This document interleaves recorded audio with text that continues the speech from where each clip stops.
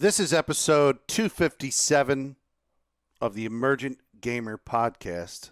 I'm Felix, and I got Neo here. Hey, what's up? I'm Neo. And I got Trip. What's going on? Trip Zero, guys. How are you? We're all out of lock tonight, though. So We're fresh out of luck. We've ran out of luck. He'll be back at some point. But, here we are. This is us. 257 episodes. Yeah, I was just remarking before the show, Neo, that I think I've done 255 episodes. You don't take sick days. No, he's saving his vacation time, dude. The only two shows that I didn't do, and here I know these for a fact because they're connected with trips I took. I went to the beach for episode 90. I was at the beach for episode 90. I love how you're recalling this. Yeah, how do you know this specifically? Well, because recently I went back through different episodes, but the beach was our first digital show. When I went to the beach, Neo and Trip and Locke, I think, did a show. Episode 90 was our first. I don't know if it was Discord. It might have been we attempted through Skype. I don't even know. But our first digital show was episode 90, and I was at the beach for that. I feel like we never would have used Skype. That's offensive to me. I don't know. Maybe we used Discord, but it was. I remember I went to the beach for a week, and then 170. That was the other one I missed. And 170, you edited Trip Zero. You edited that. How? You did the picture. You did it all, and that was my 40th birthday trip to Maine. I was in Maine giving you advice on the phone as I was walking down the street late at night. Post show on how my editing process. So, yeah, those are the two shows. Love it. Wow. I mean, I'm not like it's not a pissing contest. I'm just fucking, I'm kind of a pissing contest, dude. I'm remarking on it. It's wow, 257. It's crazy how I've been on 255 of these. and absolutely nuts to me to just reminisce. Anyway, I'm Felix Hergood, and this is the Emerging Gamer Podcast. Absolutely crazy to me. Anyway, what's good, dudes? How was your week? It's been a good week. It's been a week, sure. And some gaming, and stuff. I've had a lot of fun. Gaming, yeah. Do you want to talk about your gaming? Let's do it. Let's recap because we didn't recap last week with all like the news of the gaming world and all the things we got to discuss. So let's get caught up with everybody. Trip, Felix, you want me to go first? Yes. Yeah. Okay. Go. Do it, dude. All right. So, do you want the meaty stuff or just the real basic stuff, the flash quick stuff? Do you want to? What is like an appetizer, main course? Do we get both? You're asking. Yeah. Do you want the appetizer or the main course to my conversation? Will there be cake at the end? There won't be any cake. There won't be any cake. Take us like a meal. Take us appetizer and a main course. Okay. So the appetizer, the real quick statement is, fuck Neil Druckmann. Oh, God damn it, dude. God, Felix. I'm just kidding, Neil. We're a media I love you. Podcast. I love you, Neil.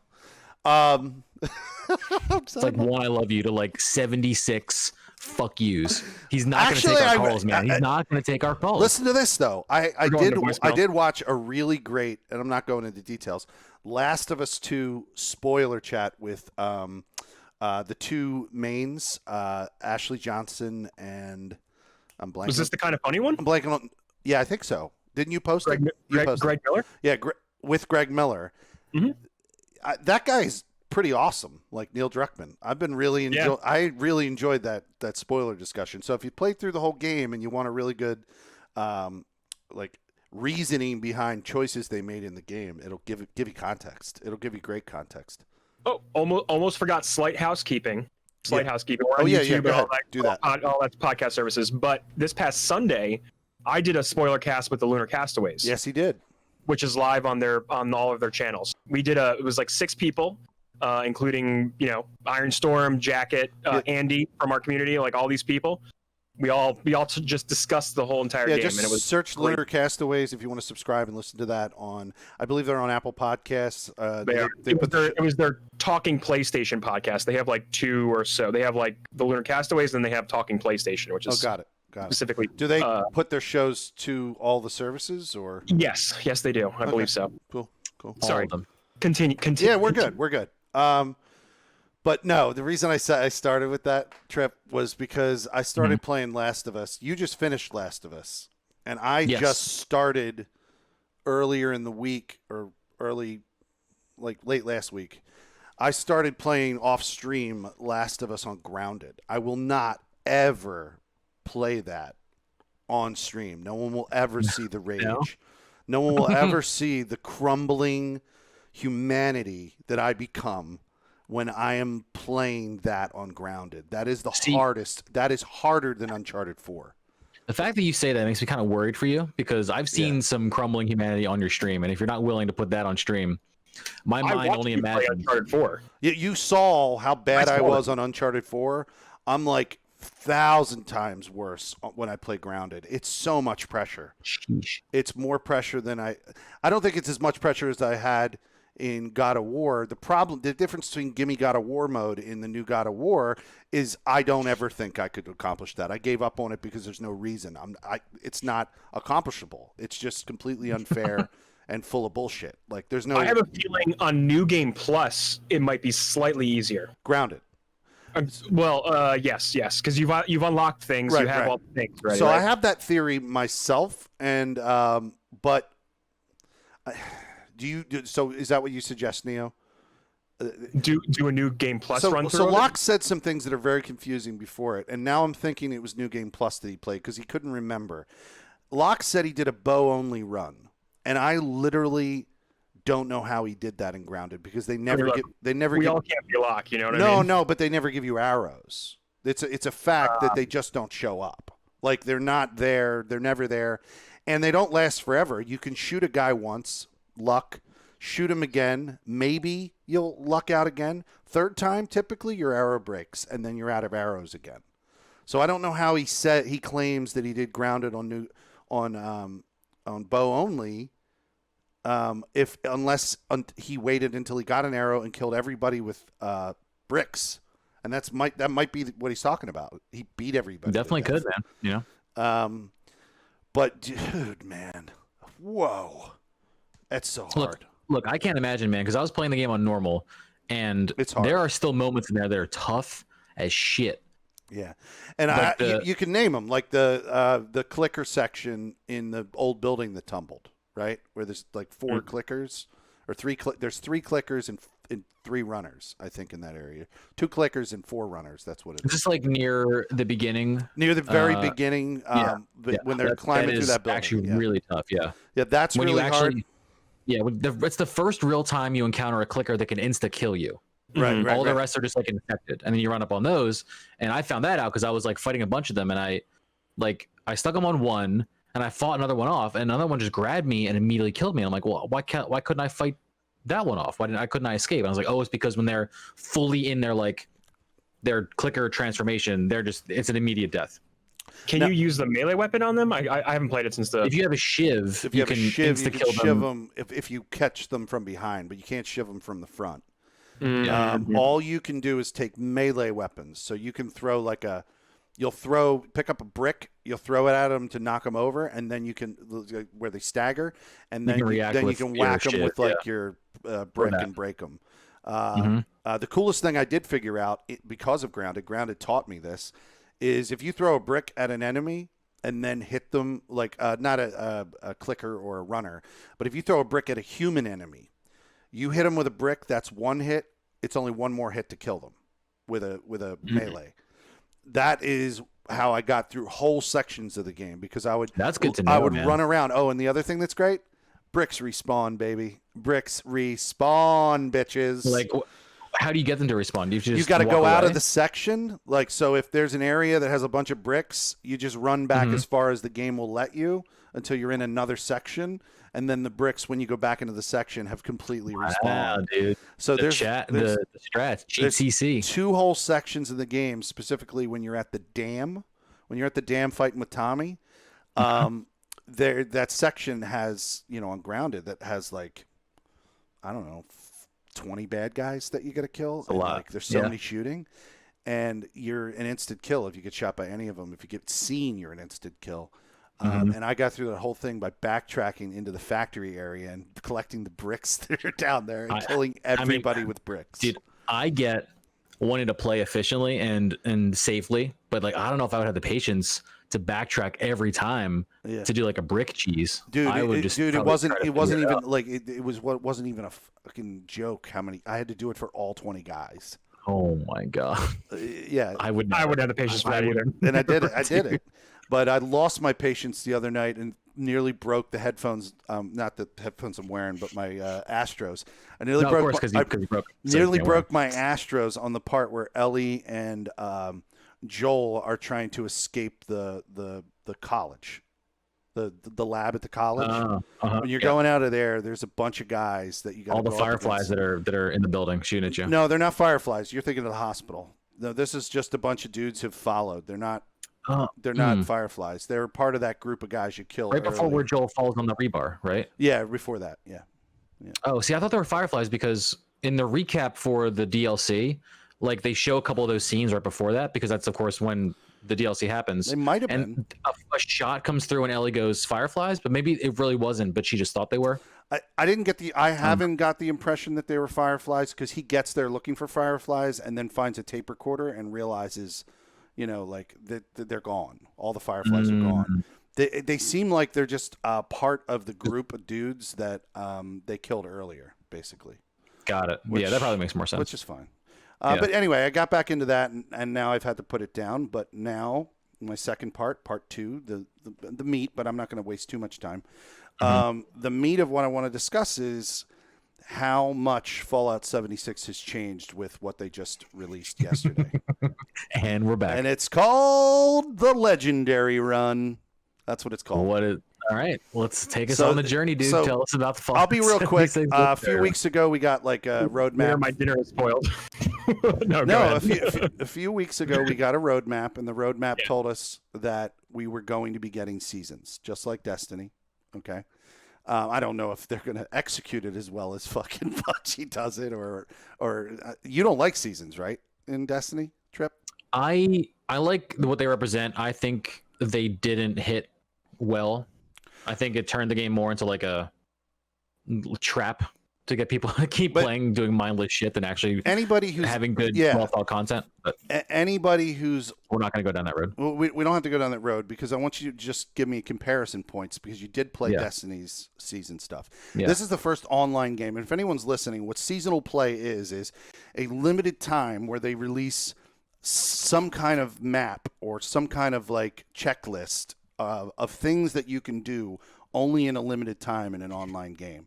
And it finally has come to the game that I play on a regular basis. Like, I never caught it in the Destiny stuff. Neo, is there any games that you have played seasonal play in besides Destiny? I mean, I guess Valorant kind of has that too, but it's really just the founder, battle pass. the right? founder of the feast would have been Diablo, right? Diablo 3. Oh, yeah, they do have seasonal content. Yeah, that's Yeah, right. yeah. But like, I never get sucked into that stuff. Like, I will play a game till I see myself being done with the game. I'm not sucked into repeating content. I don't find that enjoyable to a point. I mean, Besides- Fortnite's model of seasons, Fortnite, they were yeah. really the first ones to make it really popular. Like I think other games had seasons, but Fortnite would like made it an event, right, to have a new season. Right. And I would every say, season yeah. of Fortnite, they'll change the map in some kind of very drastic way, introduce maybe a new weapon or two, or change around some like balancing, and that becomes like the focal point of the season. And their seasons kind of like continue this little story and whatever is happening in the world through a common thread. But they change the world that you play on, since it's really just like a map, as opposed to different places and locations. So there's two main criticisms that I've always thought were super valid with Fallout 76. Okay, there are other things that people have gathered from media outlets that I think have biases against the game or the company or whatever. And of course, all the financial stuff, I completely think that's all valid. Like if you're pissed off about that, you're pissed off about that. There's nothing wrong with that. But the two main gameplay criticisms that are always valid with Fallout 76 are it's janky as fuck, it's broke as fuck, lots of fucking shit is broken. For me, it's never been game breaking like it was with you, Neo. So the jank is still there. But the other major criticism that's really something that people still throw out and they don't have any validity anymore, they lost that validity, is the game has nothing to do. That's gone. You now, I never thought that it was a criticism. I heard it too many times, and it used to frustrate the fuck out of me because Maybe before they the were right. Appalachian No, but patch, they were right. But they were right. You know, I always thought that the gameplay loop that I do, where I find scrap and everything, that's enough for me. But then I realized I had to modify that thinking, because there are people out there where that's not enough for them. They need something else. They need distractions. The way you play that with like the scrap and everything and the building, and I know you like building like your base and stuff. Yeah. That's a very Minecraft like mindset that It you is. have, where you want to expand your fortress, right? Like you want to make it better. Yeah, but it's a not very as Minecraft-like crazy as thing. it was in Fallout 4, where you can get completely distracted and never play the rest of the game. Yeah, you know just what I mean? like building Like, your camp. It's just you build your camp, you get your camp steady, and then over time you chip away at it, and that's fun. Didn't you say you can like pack it all up, everything you built, and like, just you relocate can. it? Some people one do shot? that, but now It's kinda with the Fallout First membership, you get that tent, and I don't move my camp now. I put it in a place that has resources, water near it, you know, or whatever, in an area that's not going to be nuked on a regular basis, and I'm good to Right. go. You know, Kind of there's, important for your home. there's certain parts of the map where you literally can't launch a nuke. So even if you're in a public server, they can't get you. So I'm always in the forest. I have my camp set up near a water source, and I'm good to go. And I leave it there, and then I use the tent to fast travel and move all over the place. But getting back to my point is this new content, this new seasonal content, adds a huge amount of focused content and new original collectibles that you can unlock. And they build it like it's a game board. Like it looks literally like Chutes and Ladders or fucking Candyland, which is fucking drilling into the 10-year-old pre-10-year-old me who played board games like a fucking lunatic. Yeah, I would still be out there at the table in our fucking dining room playing board games every night if I fucking could until I die. But so you now have a thing called a score bar, which is score points, and you earn them just by doing what's been there the whole time, the dailies and the weeklies that no one gave a fuck about, because all it gave you was atoms. It didn't give you any other benefit. So everyone was like, fuck the dailies, fuck the weeklies. We don't care. Like, why would we play any of that shit? Now we have purpose for that. Now you build your score rank, and it moves you along the game board. Each time you level up, you get a new square, just like on a Candyland board or whatever. And each time you get better and better unlocks. So it's a guarantee that you're going to get rarer gear, rarer skins, rarer items. This is the same thing as Battle Pass. Similar to Battle Pass and Destiny, right?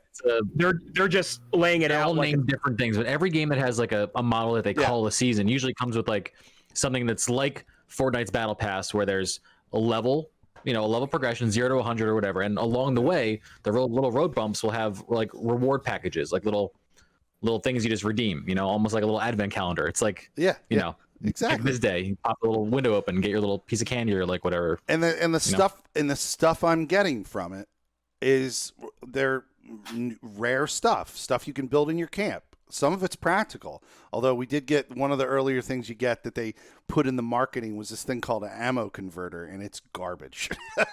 Like that was their big selling point. You could take ammo, lots of rounds that you have of ammo, and then convert them over, but it takes too long to do it, and it's just a wasteful piece of trash. But there's other things, like you can put a clean sink, like where you can get, you know, fresh water.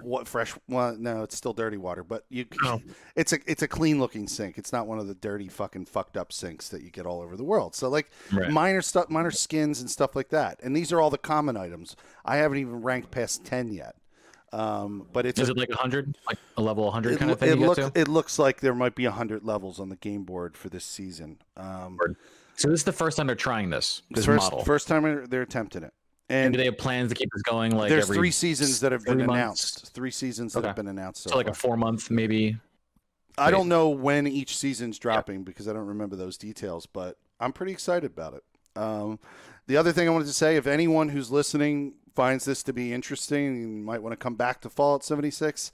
They just announced today through their Twitter that Fallout 76 is coming to the Game Pass. So you get a chance to download that, and you won't have to pay a cent if you're already paying for Game Pass. So yeah, we got a crew now of like, I think we got about 6-7 people that run Fallout 76. They don't do clans or anything like in that style, do they?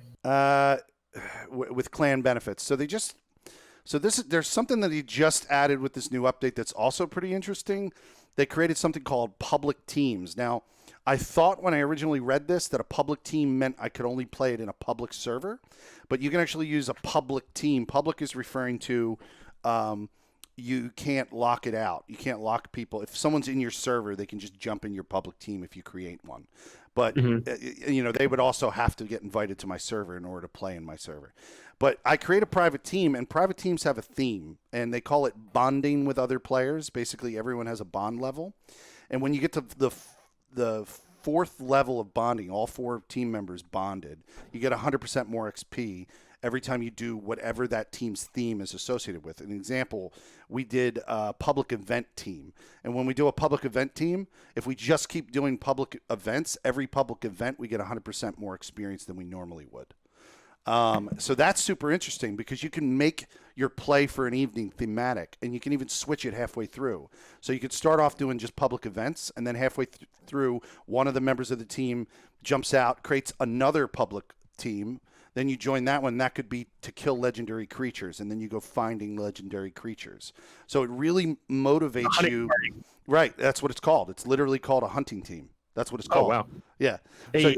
So you literally go out and you just go and find the things that public team. And there's like probably 8 different types of public teams that you can choose to play as that all award you more experience for certain very specific activities. So they added that, and they added the new seasonal play. So it gives me an excuse to play the dailies and gives me an excuse to do the weeklies again, which I never did, and I'm excited about it. So. Yeah, sounds good. The verdict isn't in on whether everything around the entire map is just trash that they, Well, I think the longer. Oh, sorry. Go ahead, Neil.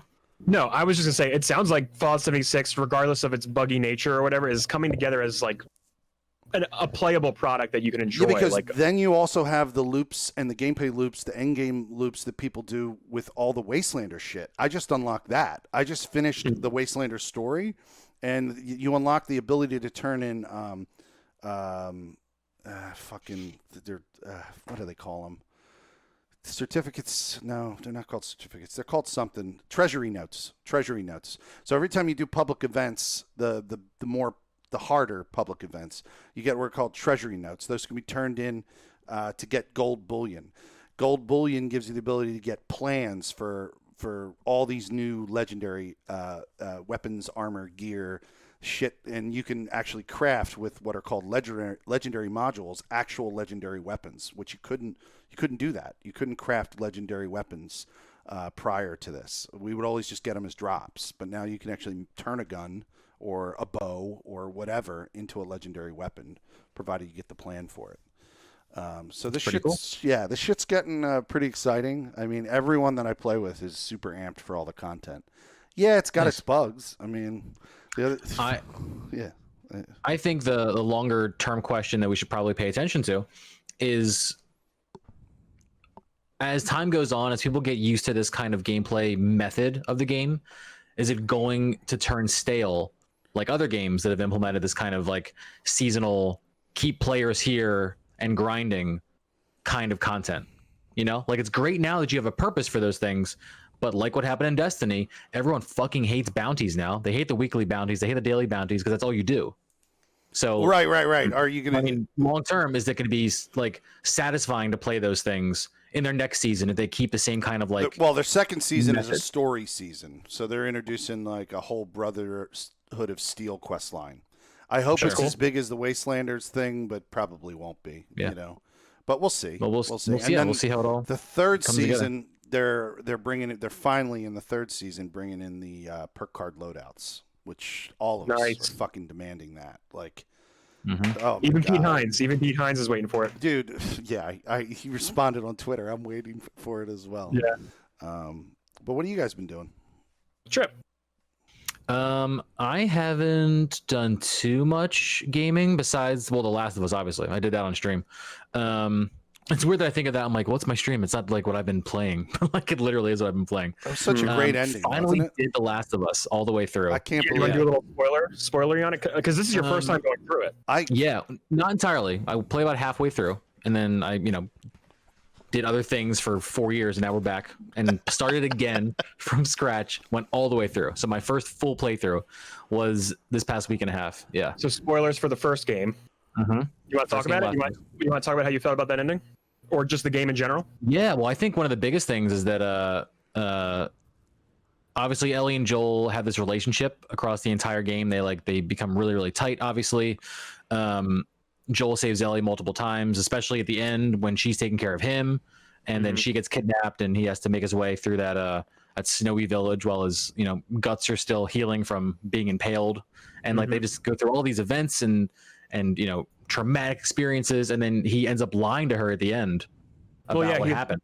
Because he gets her to the hospital. That's like her mission, right? Or his mission is to bring her to the Fireflies across the country. If you don't know, chat, and you don't care about being spoiled, she is the cure for this virus, not virus, but like infection. Supposedly the cure. Yeah. They like say like, well, we need to figure out. Well, do you mind? Do you mind if I? No. Yeah. Yeah.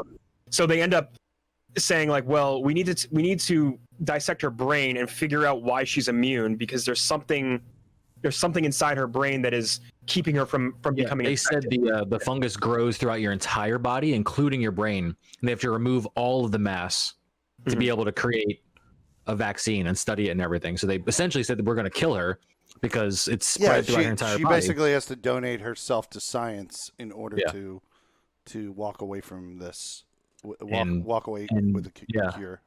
Joel essentially says, "Fuck that." So fucked up. And busts her out of the hospital. Murdering every Firefly, like all of them who were there. Yeah. And then at the end, he tells her like, "Oh no, like it's fine. Like there were actually tons of people like you." And she's coming out of her drug-induced coma from being in surgery, almost dying. He's like, "Yeah, no, it's it's fine. We got out of there. There were like dozens of people that also were immune, but they tried to make a virus or vaccine. They couldn't do it. Nothing happened. They weren't able to make it happen. So we got you out of there." And Ellie's like, "You tell me the truth? Like, you tell me the truth after all this?" And he's like, Yes. And she goes, "Okay." And then know that is meaningful when they ended right there. Like there was no other discussion or conversation. That's the note the game ended on. That he cared about her obviously and was lying for a reason, but that's ultimately a betrayal of that trust. So let me ask you a question. In seeing that and knowing, I know the existence, block it out of your mind for a second. I know there's the existence of The Last of Us 2. I can't block that out of my brain. My brain knows that, and it just it makes connections immediately. Even when they think they're putting a word that's innocuous in a sentence, and my brain latches onto that and makes its own web of connections and things. You did, because I heard people criticize with the question. No, I'm not going to spoil it. I heard that the biggest criticism of The Last of Us 2 is many people who finished The Last of Us said, "Why the fuck did they have to make it? The other game was complete." So my question is push it out of your mind for a second. Did you feel that story completed, knowing full well what he did at the end? Yeah, it could be. If there was never a sequel, I'd be fine with that story. Right. Because they had a good journey. They came to a resolution of that arc. Their future is in question, but it can be a ton of different options and things, and it ends on an interesting thought experiment. Your brain, you're kind of left to think about like a good book or a good movie. You're what's the meaning of how valid is ultimate truth in a relationship? Is lying okay to make something else okay? It makes you think about all these things, and it's really, really well done. So I would have been fine if that was just it, literally, but it's not. So we get more of it, and I'm cool with that too. Oh, you fucking do, baby. Oh, you really do. It is on. And you're not going to go right into Last of Us 2 because you need a minute to breathe. No, I'm still debating it. Well, I'm going to see how tomorrow goes because I'm on the DLC right now. I finished The Last of Us 2.5 hours into my stream. Yeah, yesterday. Left Behind's a prequel. It's a prequel. Yeah. Well, it's both. It happens while Ellie is patching Joel up from The Last of Us. So you never really see her fix him up and save him. It just cuts to. Does it cut to winter or does it cut to fall? I don't remember. I forget what it cuts to, but it cuts to a different season, and he's like patched up but like dying. Oh, it is winter. It's winter because she's looking for antibiotics for him. So it cuts to winter. Yeah, okay. But with the DLC, you see her like, you know, out in the mall they're in looking for like a suture kit for bandages, and like in between her sneaking around the clickers, it'll cut to a flashback of her and her friend. Yeah. And it goes back and forth between those two story points. What did you think of the giraffe scene? Because that was like kind of like a high point toward the end. And I tried to shoot the giraffe. So did you I. really? I definitely Yeah, tried but to the shoot game that doesn't let you shoot fucking your thing. gun. It doesn't let you shoot. It It lets doesn't. you aim and lets you target. And I was like, all right, I'm gonna fucking. I pulled the That's trigger. I'm like, bro. That moment for me is like the Jurassic Park scene where they're like, "Welcome to Jurassic Park," and it's like, and like the giraffes come over and you get to pet them. Yeah, that was like that. Yeah, I wanted to ride a giraffe, but it also didn't let me do that either. So the game was So- good up until that moment where it really railroaded me into one experience. Oh yeah, And when's your birthday, dude? Isn't that tomorrow? Tomorrow, Yeah. Oh my god, all of our birthdays are in this month. they're all very Mine- close Oh, together. mine- Yeah, Sorry, you're Well, July. I'm sorry. It is July. Yeah. Yeah. Happy birthday. Last second. Thank you, man. Thank you. But yeah, that giraffe. That giraffe. scene is Locke's supposed to birthday be like- isn't in June or July, is it? No. I don't I even don't know know. when his fucking birthday A lot is. of us. Yeah, but the giraffe scene, like, I thought was great because it happens right before the hospital, Mhm. right? And it shows them at like their happiness. They're happy. Oh, happy. dude, I knew that when they were doing this and like the game just had you stare at them, didn't prompt you to leave, didn't prompt you to do anything, just watch the giraffes in the field. I'm like, shit's about to get real fucked. Yeah, and I thought that was Because it that was a happens great, like, before the hospital, right? climactic moment. Yeah. You know. That happens before Yeah. they go into the hospital. Mm-hmm. Yeah. It is indeed. So yeah, it was a great time actually playing that game fully. Had a lot of fun. I'm glad you finally finished it. Yeah. Other than that, I've been going back to Final Fantasy X on the Switch. The 10/10-2 remake they've bundled together for the Nice. for the portable consoles. I'm so impressed with like the ability to play these games on like a portable system. It's so cool. Like I know I shouldn't be like at this point the Final Fantasies are so old you can put them on a phone, you can put them on anything else and they'll run like they're fine, you know, but like there's still something about like the kid in me who sat down at his first PlayStation ever, a PlayStation 2, popped that game in, saw a fully voice acted Final Fantasy, and I'm just like losing my mind at the graphics and the sound. Beautiful game. And I'm just sitting there on my couch, like on a break from work, and I'm like, man, I'm just doing all this in my hand, and I can just pause it and turn the console off, or pop it on my TV, or just literally whatever, dude. You know, It's amazing. I can't believe it. mind-blowing. So it's cool because the 10 remake gives you an option of an expanded sphere grid, and the sphere grid is how you like upgrade your characters, and also a choice between a revamped soundtrack, a totally remastered and like really updated soundtrack. Like they take the music and don't just like remaster the source files so they sound like mixed better. They actually redid the tracks, not to the extent the 7 remake did, not all the way that extreme, but like they still redid the music. So it's cool. You can swap back and forth kind of on the fly. But I did original sphere grid and original music. Get that A lot of classic feel. RPGs. Yeah, exactly. Because I wanted to reconnect with that original game, you know, minus the graphical upgrade a little bit. But yeah, the sphere grid was interesting for character progression because, like, obviously in an RPG, in any RPG, your goal is to make your character stronger, and the growth system in a game really kind of defines how you play, right? Some games are very open in terms of how you grow your character and how you define what they do in your party. Like a lot of games have total freedom and let you build whatever you want from the ground up, make your character a healer or a fighter or whatever you need. And a lot of games are very much like you have no option with this, and all your choices are going to be like weapons and effects and things on the outside, right? 10 kind of towed the line in the middle. They gave you a grid, and you earned your level up when you leveled up in the game were moves on this grid, and you would actually move yourself like a piece of on a game board, right? And you would go to a different piece of this game board and upgrade the things that are around you, like the spheres that are near you. So some characters have very, very linear paths until later, and some start in the middle of a bunch of branching paths. So you can really choose, like, I want this guy to defend more or to attack more. And I forgot how cool you could like make your gameplay with that. You can really kind of define the way people fit in your party and use them more or less.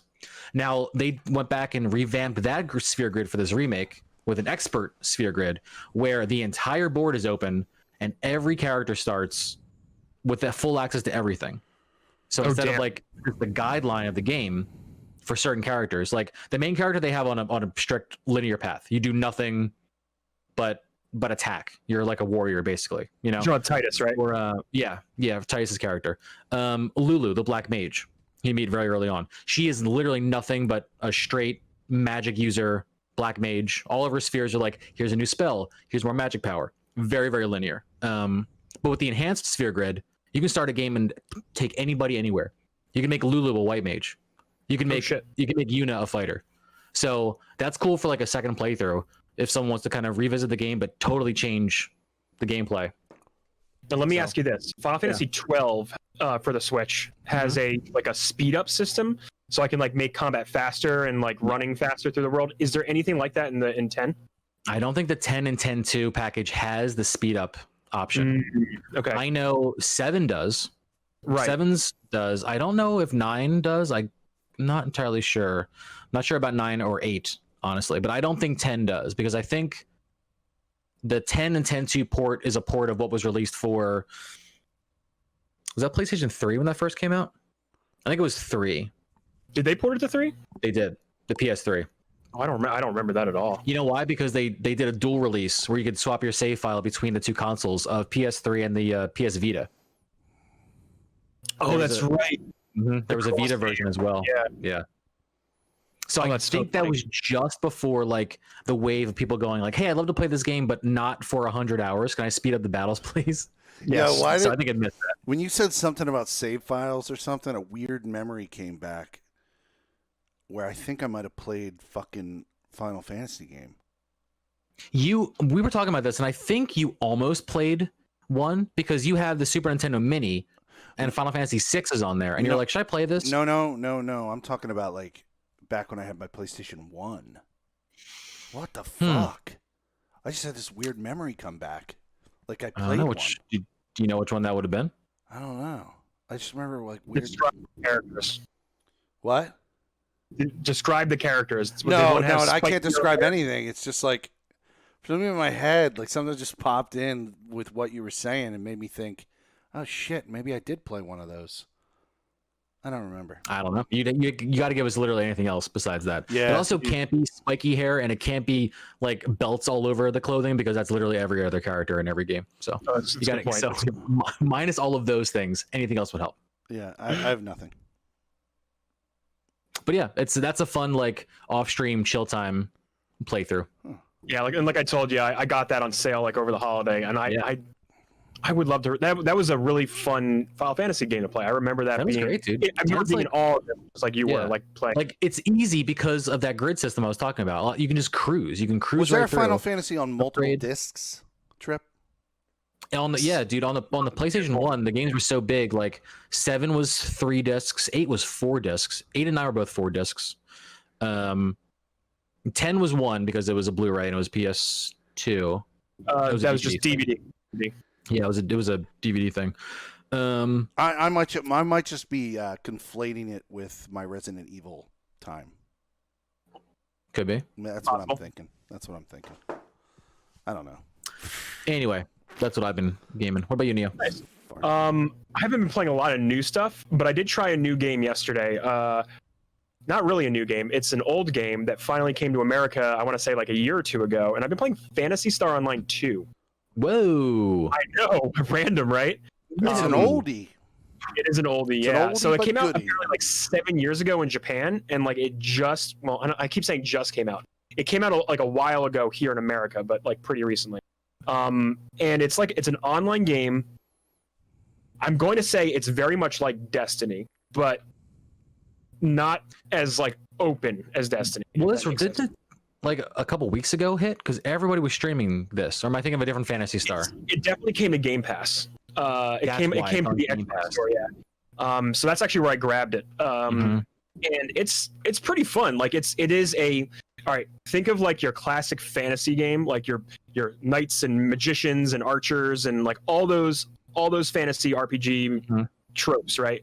But set it in the future in space with a whole bunch of like your armor is very much like mechanical, and like the elves are like future elves, and you can play as like a robot Future race. elves. Yeah. It's very, very anime, like super anime. All the watched- girls are very skimpily dressed. Yeah, I watched Yeah. some streams because a lot of the same people that I watched hopped into that for the first like couple weeks or so. Yeah. And I was like, wow, this is very Japanese. Very Japanese, and it's pretty much like a hack and slash game. But you can group up with friends. Like it's got online lobbies. You pick a mission, you hop into the mission, and you complete it, and like you fight a boss at the end, a la Monster Hunter style, kind of. Not as like deep as Monster Hunter, but like you take out its legs, and then you can jump on its body, and then hit its weak spot, and then all that Yeah. stuff. Is it like it's like an MMO, right? Though? Yeah, would you call it that, or would you call it something else? It's very much like an MMO light, because like Mm. there's the hub world where you like exist. It has things like a casino in there, and like a marketplace, and here's where you pick the missions. Here's where you can like swap your class out. You can get a subclass. Like you can like mix classes up, change your weapon loadout, and like acquire new abilities that can like swap your weapons skills almost. Mhm. And then you pick a mission, and then you hop into like the mission world, and then like you play like a kind of a linear like level style. There's little secrets and stuff hidden around. There's like little Right. puzzles sometimes, but mostly you're just fighting through and fighting monsters. Yeah, the UI getting better gear. UI looks a lot like Elder Scrolls Online. Oh yeah, because it like has like a bar at the bottom, kind of Yeah. like your MMO, Yeah. like your classic MMO. But yeah, I mean, like it's a fun free to play game that I can just like hop in and play. So I gave it a try. I might play a little bit more. But other than that, yeah, like I think that's like the only new game I've been playing. Otherwise, I've been playing like Valorant. Right. I don't know. Did I talk about oh yeah, I wasn't on last week. I 2 weeks ago I did a sponsored stream for a game called Megalith, and it is did I talk about this game? You did. Did I? I don't remember. About 'Cause Megalith, I yeah. haven't been on the show for like a while, so then I won't talk about it again because it was fun. It was a fun game. It's like a MOBA in VR. Like Right. you pick like your character like you would in a MOBA, and then you are fighting with you got little creeps like you do, and you hit towers, and it's multiplayer, so like you have 2v2, battles. It was pretty fun time. Definitely enjoyed it. Nice. But other than that, I haven't played anything. Oh, that's right. I've been playing Last of Us 2, which I'm not talking about today. Not today. Hopefully, we'll do a spoiler cast soon for that because Yeah, I think you guys are gonna. You finally Felix finished it, and- right? Yeah. Oh yeah, I finished it. Ooh, man, what a game that is. Yeah, sometime next week. It's not going to be our main show, and we don't even have a day yet. We're gonna Mm-hmm. Neo, and I don't know, maybe Trip. I don't know if he's going to play it, but It's a longer game than me, the first one. Neo, and my buddy Doc Prefect from New York are probably going to be. He's a podcaster for the Postcast, which is a film podcast. Nice. So they're doing it in context of what they do as a podcast. The narrative and like the story. Analyzing whether it's a good that would be very interesting filmic because narrative. I do have a lot to say about the narrative of Last of Us 2. But he's playing it this weekend, so they can do their show sometimes next week about it. So he's going to be fresh on the material and his Cool. opinions. He's also taking he's taking notes. We'll see cool. where I'm at. Maybe. So it took me about 20. I looked at my save file. It took me 23 hours to beat the game. Yeah, I was On normal. I was at On normal. 28. Yeah, so it is way longer than the first game, Mhm. I would say. Mm-hmm. For reasons which I will not talk about because Trip Reasons. cannot know. Great fucking reasons. Yeah, no. That's my favorite. But yeah, that's what we've been I'll up be there to, soon. Don't worry. for sure. Okay, yeah. Do you want to hop into the news, guys? Do it. News time. News time. The What would you like to bring up new. Do you want to talk about Cyberpunk first? Yeah, I'd love to talk about Cyberpunk, dude. Yeah. Awesome, let's do it. Because I'm very excited about it. Go ahead. Yeah, dude. On Thursday, Thursday we had the first episode of Night City Wire, which is the devs of Cyberpunk, talking about kind of the state of their game, what is coming up in their game, kind of showing off new things. They showed a new trailer, which consisted of footage only from the prologue of the game that they revealed after they played the trailer. See, I bumped into an article that said, play this game like it's GTA. And So I is put that in our notes for you But because of your like play style right, generally. but the question is that what the is that the thing that they released, is that what this article is based on? Is that what I No, watched? so well, sure, but they have been trying to avoid comparisons to GTA, but the article is saying you could play it like GTA, which is fairly open, do what you want, fuck consequences, kill everyone if you want, right? Like it's a very Right. Felix thing that you could do. Yeah, I mean, it's that article is an opinion piece based on everything that they've shown so far about the game. But my impressions I got from the game was that there was going to be morality in it.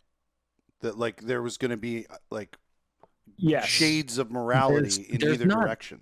There's not morality in this game from what they've shown us, but there will definitely be like consequences. Like you know, actions like and consequences. yeah, right? like whatever you do, it's going to have an effect. It'll either be cool to somebody and not cool to somebody else if you decide to do something. You know, it's not really good or bad. I don't think anybody really gives a fuck in this game what you do. Do we know if the game's but- going to be faction based?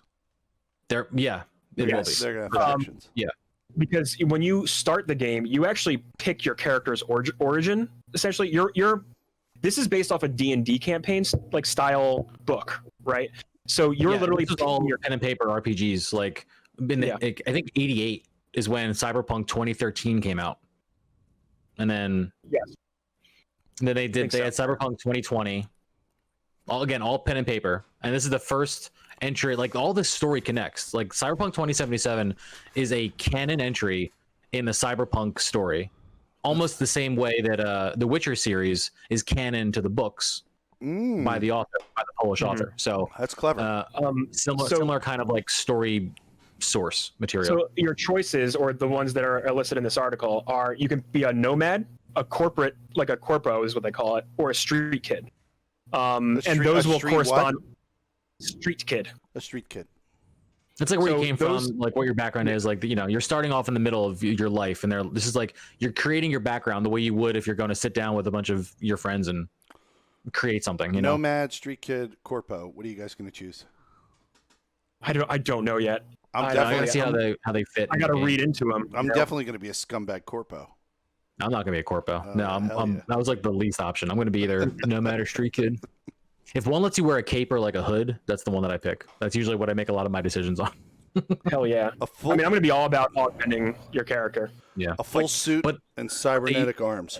They showed a lot more of this game in terms of the layout of the city. The city will be in sections. I think they said like there's 7 different like sections or neighborhoods of the city that you can go to. And there's also an 8th district called the Badlands, which surrounds the entire city. And you can leave there and come back pretty much whenever you want. So whenever you've seen footage of Cyberpunk and you see the city and you imagine, oh, this game seems pretty cool, but like maybe that's all skybox. I'm probably going to be in some well-developed neighborhood and it just looks like the entire city's busy. It's not the case. You can literally go through every single place of the city they've crafted vertically as well. Like there's going to be buildings that they have, rendered out that you can go inside and have Like that fully building from the functional movie little- Dread. Yeah. The very first, remember 2018, they dropped like the first gameplay footage of Cyberpunk. It was like 45 minutes. It was from Yes. E3. Oh, God. And in that August, they dropped it. You start the game in one of these like micro communities. It's like one building where people live, work, eat, shop, and then you leave your apartment from there into the wider city to start that mission where you go to get the spider tank thing. They showed you that whole gameplay. So there can be multiple of those. Entire different vibes of districts, and again, this 8th Badlands surrounding the entire city. So you will have like a massive map to explore. And With, I mean, like, lots of detail. A lot of journalists got to play like 4 hours of the game, Mhm. and one thing that they kept referring to was how dense the city was and how much the city felt like it was a living, breathing thing. And I know that's used a lot when describing a lot of these open world titles, kind of like how Watch Dogs was described as that mhm. in the beginning. But they like described it like everyone has a purpose in what they're doing in the world. Like there's shopkeepers and there are people going to their jobs and like all kinds of like very much dynamic Yeah. like living people. And that stuff is always kind of used as a metric for these giant games. Like even Skyrim used it for a metric. They're like, look at how everybody has a schedule and everyone's doing their own thing in the town. You go back and play it now, it looks old as shit, and you're just like, wow, this is kind of funny at what everyone's doing in this game. But like back then, that was a technological leap. You know, you watch footage of Cyberpunk now, everyone on the street is like literally going somewhere, like you said, with a purpose, and they're not only just walking and going to their places that they live, work, shop, whatever, but like they avoid each other on the sidewalks. Like they will actively, like, you do that shoulder roll where you don't want to bump your neighbor as you're walking like past them. Like they do shit like that that's weirdly real, and it makes you think you're like watching a cutscene, but you're not. You're walking through this crowd in this wildly developed city, and it's like it's little things like that that are going to make it more real. Yeah, this is like the next and also step what's immersion. gonna make it more real is how long before whatever you're witnessing in those mini scenes starts to repeat as you're playing it. Right. You know, like I hope they came up with a clever way to make it so that it doesn't, you know, kind of like the feeling you get with No Man's Sky, where you never, you know, I know this game isn't seeded, but like never coming to the exact same planet more than once. You know, that would be cool. Yeah, one thing they also talked about was, or a lot of like reporters have been talking about, are the fact that this game is not a shooter first; it is an RPG first. It is a role, like you are playing the role of this character. You are living in this world before it is a shooter. So you're not going to be running around just killing people. Like it is, especially you are embodying this character first. Yeah, and you can make decisions about how you approach anything if you decide to do the quest. I bet there's going to be things to do where you just fuck off of the main story and just kind of live your life in this city. You're not going to have to play whatever this like action thread is they keep showing you in the trailers. That's going to attract a lot of people for sure. But like a player like myself and probably a large set of other gamers is going to want other things to do. Yeah, and I really hope buy it a delivers bar on the non-violent combat aspect of things and is letting you exist in this future experience of humans, because that's something that always I vibe with. Like I like people's imaginations of what humans will live like 100 years in the future, 200 years in the future, you know? So like I would just fucking vibe in there. I'll play it and just like see what I can get up to, what my day could be like in Night City. Yeah, they showed off some new gameplay mechanics, namely one that is called, I think it was called brain surfing, brain dancing. Yeah. So the lore behind this in the game is that people, like actors, like in scenes and like in movie scenes, would have their brains recorded while they were like filming this stuff, so that you as a viewer could jump into that experience directly. So imagine you go to watch a movie. Minority Report? Does that's like a lot of movies? There's a lot of movies that have done this before.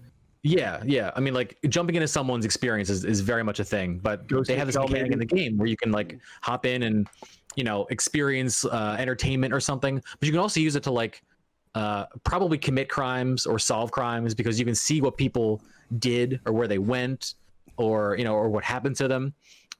So it's a really, really cool mechanic, and they showed off how it would look in the game, how you would interact with it, how you can play time forward, reverse time. It was really, really interesting. Yeah, it was really cool. Something that we also found out a couple days after the Night City Wire is one of the mechanics from the game got cut that we saw in that first gameplay reveal footage from 2018. There is an upgrade you can get to your arms in the game where these like blades pop out. They call them the mantis blades, and you can use them to like fuck up people and fight with them and shit. In the original gameplay demo, they showed someone popping these blades out of their arms and then climbing up a wall with them, and essentially letting them have a higher angle. They were just perched up there until they're ready to jump back down and get back into the fight. Well, CD Projekt Red has come out and said they've cut the wall climbing mechanic with the mantis arms. They will still be in the game, but you won't be able to just free run on the walls with them. I think it's because it would break. I think they're cool, so I'm glad they're still in the game. Yeah, they're super cool. They were on the first bit of concept art. It was like that girl in the street with the mantis arms. Oh yeah, I saw that. Yeah. Video they released like 7 years ago. The teaser of like that girl getting riddled with bullets and she had the arms. Yeah.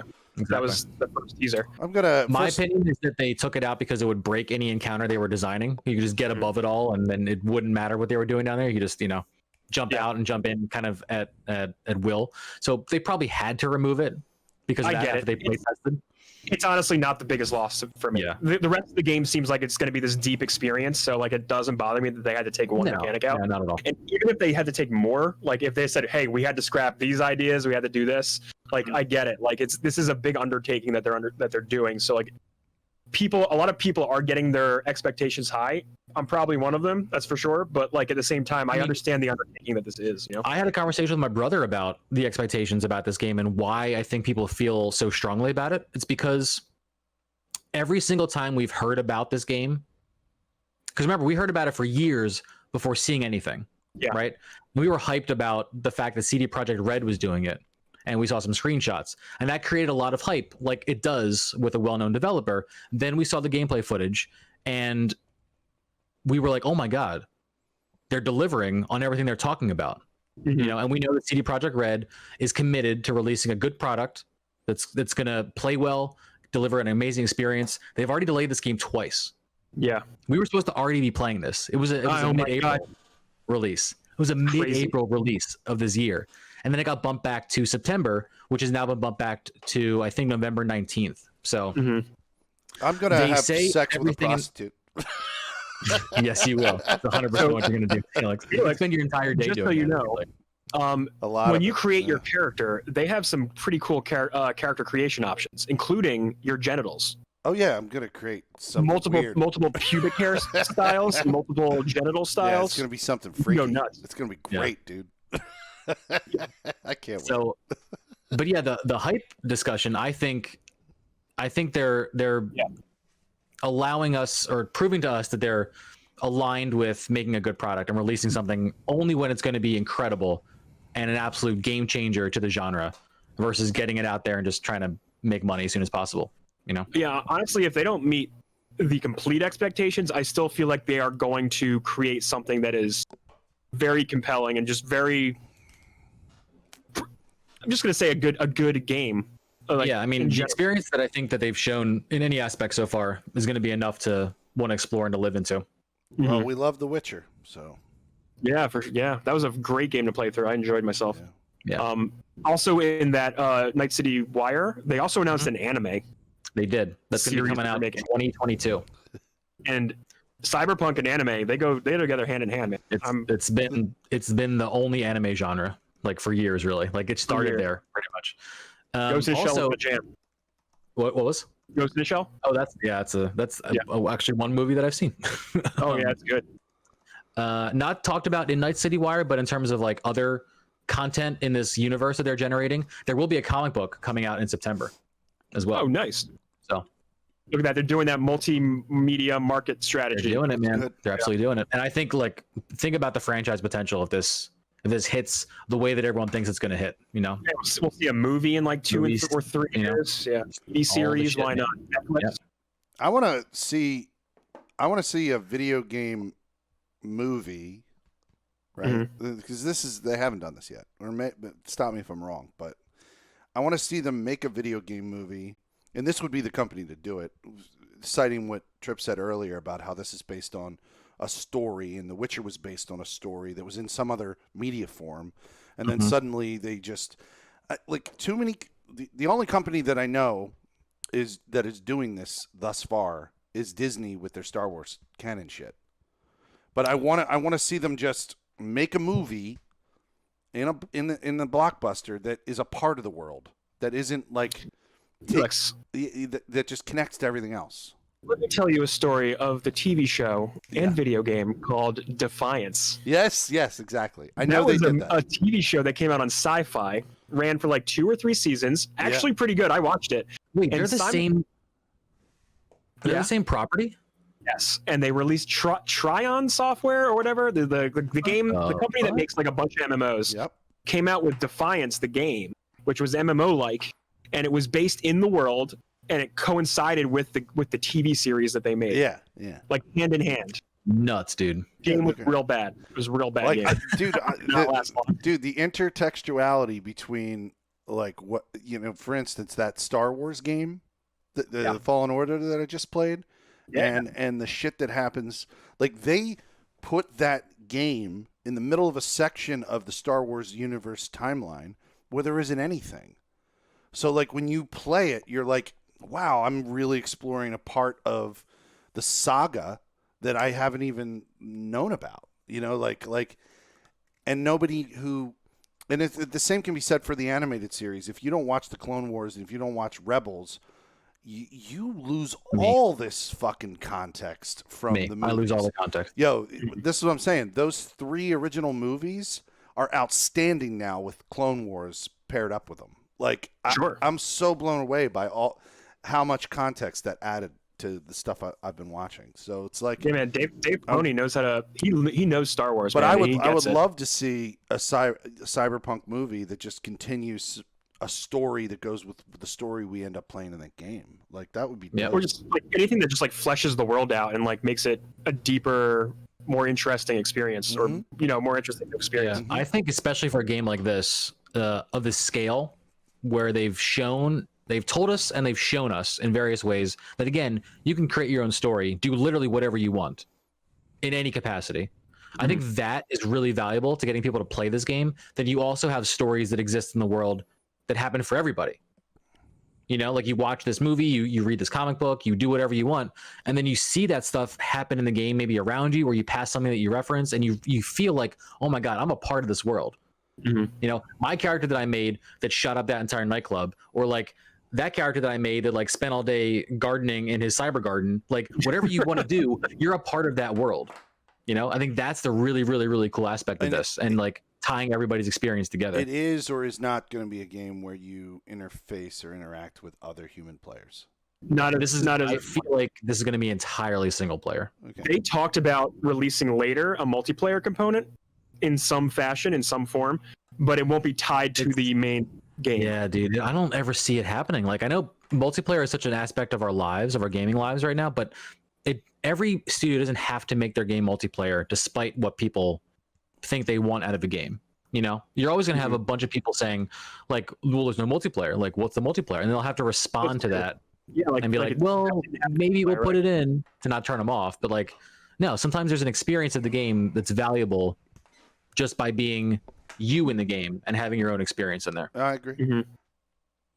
Yeah, absolutely. I mean, it was kind of the argument against Elder Scrolls Online, you know, because despite how well they've made that happen and make it work, everyone's argument was like, well, the Elder Scrolls series works so well because the world is crafted, you know, for one person to be the center of, and have you create these ripples and have these things happen to you, the player.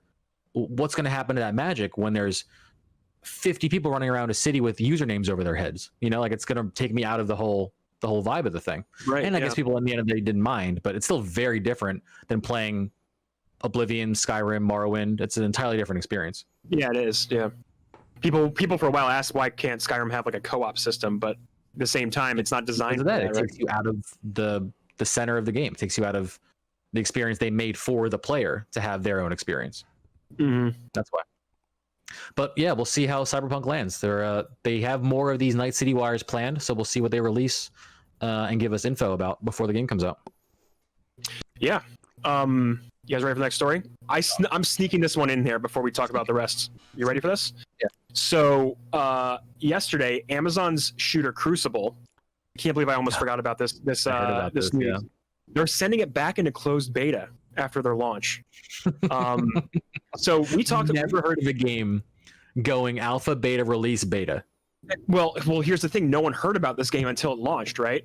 Like, this game had like no marketing, and like we talked about Diamond and Nimbus about this game, right? Like, we talked with both of them. This is an Amazon-backed game that they just paid $0 to advertise. Apparently, Amazon on their own platform, Twitch. Like, I never saw any ads for it, right? Like, it's insane. And we've all played it. Me, Diamond, and Nimbus have played this game, and a few other people from our community. And the game's rough. Like, it does not feel good to play in some aspects. Like, and this is a thing that we've talked about a lot, Trip. Like, I don't know when my hits are registering. My shots I don't feel it. There's no sound cues. The sound cues are all over the place. The characters all have a different feel and they're floaty. Like there was a lot wrong with the game. A lot of other people complained about there's no focus on what the game's objectives are because it's part battle royale. It's also like a there's like the different game modes kind of split the kind of like the focus of the game up right. and what they want to do. So yeah, they're bringing it back to closed beta. That's wild to me. Like Yeah, I've never seen a game do that. Once it's live, it's live. You know, yeah. I think it was actually Paul Tassi tweeted. He was like, "You can't do that. You can't take a game back once you release it. Yeah, once it's done, you're taking it back. What do you mean you're putting it in closed beta?" And in funny news and other like kind of comparison news, Fortnite is finally coming out of early access. Oh Yes. wow! It has I thought been they in were early gonna access. have that tag on their game forever, literally. Yeah, I mean, right? Like the game has been live for years now, and people millions. But yeah, Literally Crucible, not. man, like Literally not an early access game anymore, but it still says early access on the menu when you load into the game. yeah, or like in like the disclaimer or whatever. Fortnite has been early access for how long? Up until like now. 3 years, like up until like now, yeah. 3 Yeah. years? That's crazy. But yeah, so Crucible, I just figured we'd bring that up real quick, just because we've discussed it on the show, and we, Yeah, for sure. you know, a lot of us have played it. They're finally going to charge for Fortnite 3 years later. It's going to Yeah. be So like it's gonna be free Everyone who forever. didn't download it is fucked. $80. $80. So if you're like yeah. one of the 5 people who never downloaded Fortnite, now you got to pay for it. Sucks. All right, well that is that news. The next thing I wanted to bring up was they showed off the Marvel's Avengers gameplay. More of that. Felix, do did. you happen to catch this? I don't- Because I know you're an Avengers dude. I am. Well, What do you think about the Avengers game? I'm curious. so, okay. I have a lot of thoughts. Okay, I Buckle really like the Spider-Man PS4 game. Like, Love This it. is not that game. it's an amazing is- game. It's not that game, right? Not that game. Right. And here's the what I'm worried about with this game. I'm fucking Yes. worried that it's not going to live up to how good fucking, because remember when you're swinging around the Spider-Man world and you swing by Doctor Strange's fucking mansion, you know, Yep. and you swing by all these other iconic, like Stark Tower and shit like that. Yep. It gave me, because of how good that game was, it gave me this like idea in my head that we could have another open world game with another superhero, and you could have a whole series of them and have them be connected and shit like that, and they could just bring out each character.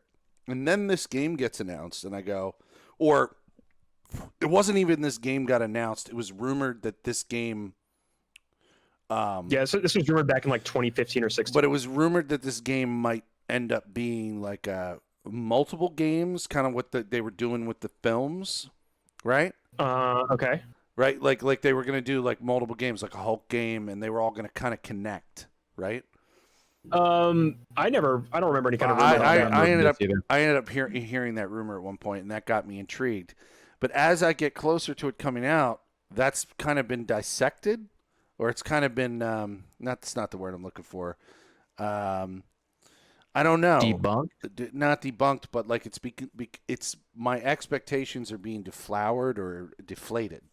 That's the better word. My expectations are being deflowered. Wow. Jesus Christ. Deflated is the word I was looking for. Deflated, not yeah. deflowered. Got it. Noted. But Okay. like, you know, Down you. like because now it's a game that's all the Avengers, and then but now it's also not just all the Avengers. It's not any of the voice actors. I know we can't pay fucking Robert Downey Hey, Jr. Troll Baker, Nolan North, man, they're in there. It's not I know. the voice actors. It's not the likenesses, even though they like lean into that realm, Right. kind of. But it's neither not, was here the Uncanny thing. Valley style thing. What was for me, at great least. about Sony PS4 Spider-Man was the fact that it wasn't. They made their own Spider-Man universe with that. Their That's what this canon is. is specific to them. So wait, This is let's build off that. Yeah, this is not related to the Spider-Man game at all. Or the no, But no, I know that. it's not even related to the movies either. This is not cinematic Marvel. This Right, is but It's not. what I'm implying is they might do what the Spider-Man games are doing. They might do their own video game canon for these characters. Well, yeah, exactly. Well, they totally are. Yeah. They have their own storyline ready. They have all that stuff. But for whatever reason, the Spider-Man game didn't get like, because he doesn't look like any of the actors that have played Spider-Man. That Peter Parker doesn't look like any of them, right? Right. But for some reason, the Avengers are getting all this game is getting a whole lot of flack because of the way these characters look. it personally doesn't bother me. I don't like think the designs are amazing of the character, of like the identities of the characters, but I don't understand why people are so like weirded out by these designs. I mean, I get it. I fully get it. I get it, but yeah. You're used to something for so long, and then you see something that comes along and says, "Hey, we're the Avengers video game." That's probably going to be the closest experience you can have playing like these people in a video game. There's never been a cohesive game that lets you be Iron Man, be Thor, be Hulk, whatever. And then they look like the characters in the movies, but not quite. They look like, as Felix would say, Bobo characters. Yeah, They look like Bobo real, versions they look like of the they didn't heroes. even care enough to make Robert Downey Jr.'s face. They just put a guy with a goatee there and said, "You know who this is supposed to be." This is That's the why guy. it feels Yeah. like off. And I don't. You guys know, I'm not the guy to care about the superhero Yeah. shit. That's not my scene. I get it. Go off, have an incredible time. I totally get having them go almost there and then looking like they just didn't give a shit to give you that experience. Sure. I think that's why everyone is upset about it. Yeah. Well, yeah, they showed off a lot of gameplay last week. What did you think of it, Neo? So I didn't watch this it because I game- don't really want spoilers, you know. it's not that they showed like it's things that like I kind of think you need to see. Like they showed off a lot of Thor gameplay, and him running around doing his, throwing his hammer and stuff. And again, here's where the game kind of like loses me a bit. We've played God of War at this point, right? You know how it feels to throw the axe and like have it come back to your hand. Yeah. Very much like how Thor uses his axe. Some of it just doesn't work for me as well. Maybe I need to play it, like, because I'm trying to reserve a lot of my judgment because I'm just going off of like how it looks. But overall, it did look pretty fun. It's a very button mashy like combo style game that uses a very Destiny-like system, where you have a carrier, like a shield carrier is your hub, where you'll go back, equip your characters, change out their talent trees. They showed off a lot of different ways you can like customize your characters. Like, for example, they use an example of Iron Man. You can swap out his repulsor ray for like gamma radiation. And that would do things like if you play with Hulk, it would power him up and like do like a dot on enemies. Go ahead. It even looked like, just from the screenshots I saw, that their armor slots had like 9 other pieces of gear that you can keep on your character to kind of swap in and out on the go. That's like literally right out of the Destiny menus. Like every one of your slots has 9 other options besides what you're wearing to keep on your character. 100%. Oh, And then 100%. They'll have loot colors and loot rarities, so you're going to want to get all your like purple gear after you get your blue gear and just like keep leveling yourself up. It's going to be an Avengers loot game, essentially. Pretty much, yeah. They There's showed gonna off be public events out in the world. You probably leave your tower and fly around and find like the monster attack in the city, and then all the people that are in that instance go and fight the same public event, and everyone get your loot drops. And Knowing me, how invested I am in the world of the Avengers, right, from the films, and kind of the comics, I'll probably eat it all up and fucking love it. Oh yeah, I'm sure there's a lot of fun that you can probably have in this game. Diamond Jab, I was in his stream last night. We were talking. He's very much excited for it. Like he loves the idea of having a kind of like a part multiplayer, part like story campaign Avengers game. They're also saying they're going to release new characters after post launch. Well, those are going to cost money. Probably. I have a feeling a lot of the cosmetics that you can get will also cost money because they showed off a lot of like palette swapping, a lot of costume swapping of the characters, right? This again, like I have like my I'll probably get you a launch games. Last of Us 2 is definitely one of those. And then there's like my kind of like wait and see approach games. This is probably gonna be like let me see what the public thinks about this game. Let me see how the reviews go with this one. And then maybe I'll jump into it. For sure. I pre-ordered it. Yeah, I bet you did. Yeah. I got it. Why not? Why wouldn't you? It looks like it could be a really fun experience if you want more Avengers, since Endgame is now we're like a year away from Endgame. But yeah, like we saw a lot of that, and I thought that was pretty cool. That's crazy to me. I should have already watched Black Widow, but that didn't happen. Yeah, man, it's sad. I would have liked to see that movie this year too. Why didn't those assholes just release that on Disney Plus like they did the fucking Onward movie?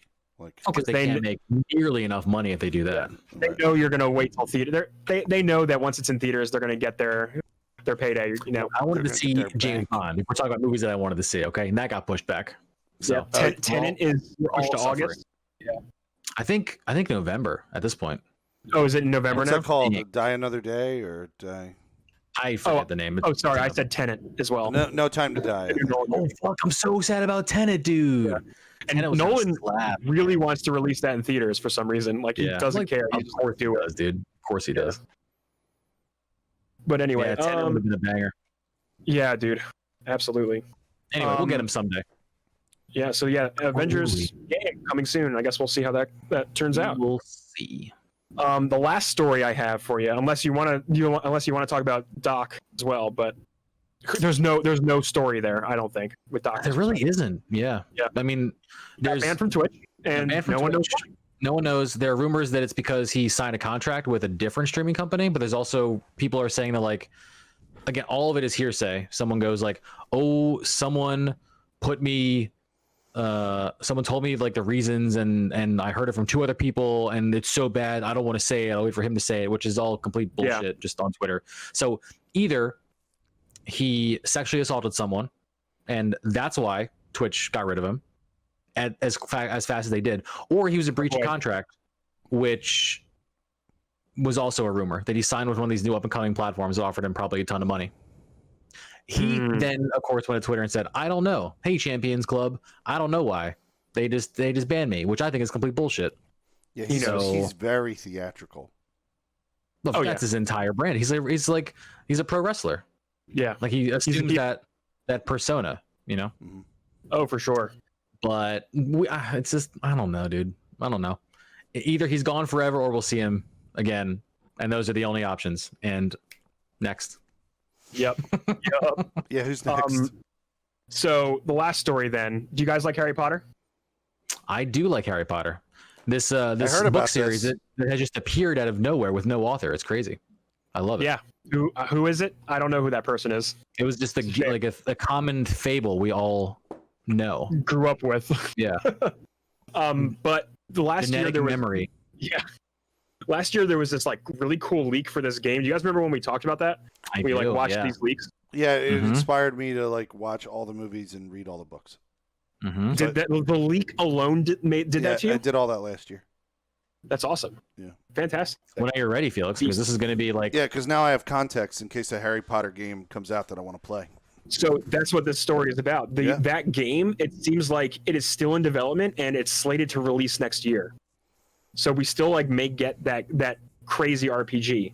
2 anonymous sources are revealed that the project is very real and that it is in development by Disney Infinity Studio Avalanche Software in Utah. Kind of crazy. That's literally the entire story. Give me an open world fucking Harry Potter game where I can run around and make my own story. Yep. Give me the spells. Let me go to potions class. Hell yeah. Imagine you do events and you get rare spells. You get spell loot. Oh It's yeah. Harry Potter Wand Destiny. upgrades. Right. Yeah. Give me some new cloaks and robes. Exotic wands, exotic clothing that does special things for sure. Dude, I bought. Do you remember the Order of the Phoenix game when it came out? Yeah. All the movie properties, of course, had their own game, but the Order of the Phoenix was the first game that I played off of the computer ones. I skipped a couple of years. I played the first one on the computer, just the real shitty PC games, but I still love them. But I got Order of the Phoenix specifically because they let you run around the entire castle. Oh, It was an really? open, It was an open castle. You weren't just relegated to a classroom or an event or a moment. It was the whole castle. You could just fuck off and say, "I want to go explore." And Did the stairways move? Mhm. Shit, yeah. Shit, yeah, they did. What year did that come out, Trip? oh god, I don't know. I have to look it up, dude. Probably around the movie, right? I played this on the Wii, and it was cool because with the Wii, you did the wand and all the different spell Yeah, you shapes did. and everything. Yeah, so it you was pretty did. cool. Let me look this up. Wii Order of the Phoenix. Dude, watching those movies and watching those kids fucking grow up is just so weird. Isn't it crazy? It's kind of crazy how that's a series of Yeah. you watch these kids grow. It's crazy. June Yes. 25th, 2007 Cool. is Cool, when cool. this game came out. Nice. So yeah, it was wild. Yeah, I had an ex-girlfriend who was super into Harry Potter, and I was dating her around the time that I guess it was the sixth book had come out, and there was an announcement that the seventh one was coming. Or maybe she was she had read the seventh and she was pissed that she didn't. Did that come in 2 parts, or was it just a movie? No, the movie was in 2 parts. Yeah. Okay, I think what it was the seventh book was coming out, and she basically said, like, while I'm reading this, you can't be in the room. Why? Because she was super weird about being distracted from it, you know. And she was because she wanted to just like be in it. yeah, she was, you know, like I was in my late 20s and she was like a woman in her like mid 30s, and I was just like, why is this woman so weird about this like Harry Potter thing? You know, like. And now you understand, right? Now you get it. Oh no, I still think Yeah. she's batshit nuts. I still think she's fucking crazy for it. But you understand But I think the story. I think it's great. Yeah. I mean, I love all of the books, and I even went through and did all those fucking movies based on a short story that she wrote, the fucking Fantastic Beast shit. I thought that was Oh, right. No, it wasn't even based on a short story. It was based on a textbook that the kids have in the main canon Harry Potter stories. Fantastic Beasts is one of their their text Right. text Yes. Exactly. books, so it gives you backstory on a textbook. Mm-hmm. Which is Indeed, fucking it does. hilarious, man. So yeah, that's it, Well, guys. Yeah, we'll keep an eye on that game for sure, because that'll be cool to see when it comes out and see what kind of a game it is. More leaks, please. Thank you. Anyway, is that the show? That's the show, guys. I think so. Show. Cool, yeah, man. yeah, I'd love to edit and get done early so I can do my fucking Fallout 76 weeklies and dailies. Do it. You're on the bounty grind, dude. I'm on the bounty grind. You are on it. Don't get burned out. It's a real thing. It's a real thing, yeah. All right, let's ready to sign it off. Yeah. I've been Neo Ayoshi. You can follow me at Twitter, twitter.com/Neo_Ayoshi, Twitch at twitch.tv/Neo Ayoshi. I will soon be starting Ghost of Tsushima when that comes out. But until then, I'm just going to play a bunch of random things, maybe my backlog. We'll see, because I got nothing to play right now. All right, who's next? This is Felix Hergood at Felix Hergood. When I get back to streaming, I'm on a bit of a figuring out my schedule hiatus and figuring out all my shit. Because Mixer's dead, I'm just going to be doing Twitch only. And, you know. Rest in peace, the Mitches. But I'm going to just reestablish my affiliate status and set all that up so I can have bits and subs and whatever and ride that out until Twitch fucking cancels. I mean, it's going to happen.